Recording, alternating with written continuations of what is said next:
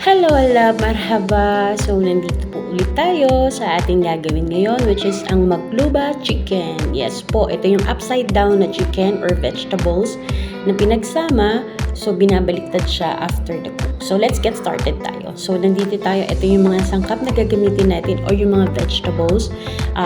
English and Arabic siya para at least may idea tayo kung ano yung tawag nila, which is kuza, garnabit, marami pang iba. So, medyo mahirap lang siyang bigkasin. So, yun, ito, nag-upisa tayo dito sa ating talong. Of course, unahin natin yung mga starchy vegetables sapagkat, of course, one size lang din siya o uniform size lang yung pagkat natin kasi gagawin natin siya dun sa pot.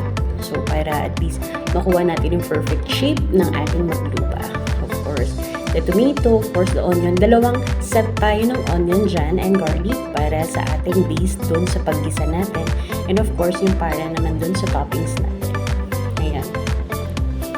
So, yun ang mga ginawa natin. So, kahit hindi naman masyadong pino, okay lang yan.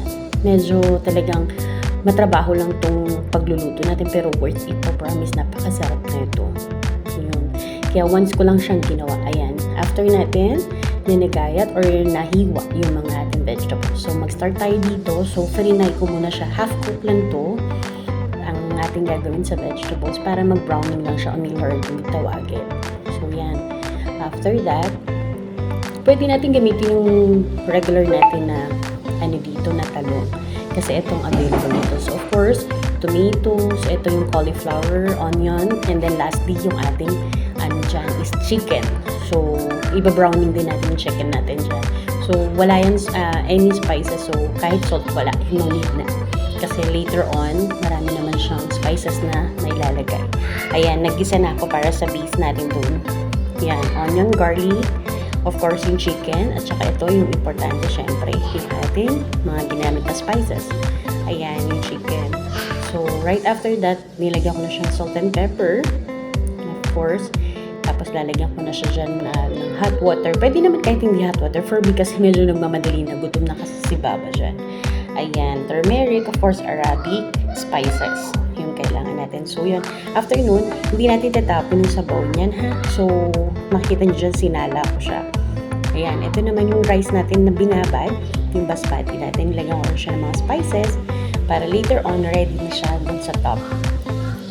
Ayan. So, ang ginawa natin is hinango ko na siya, tapos sinala ko yung mga spices niya. So, hindi naman na natin kailangan yan since nakuha na natin yung nutrients or yung flavor niya.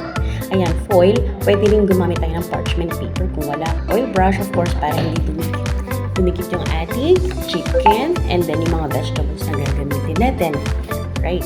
So, yan. Nakita nyo na sinide ko siya dun sa gilid ng pot yung mga starchy o yung matitigas ng konti na vegetables. So, katulad nitong patatas, yung pusa o yung zucchini.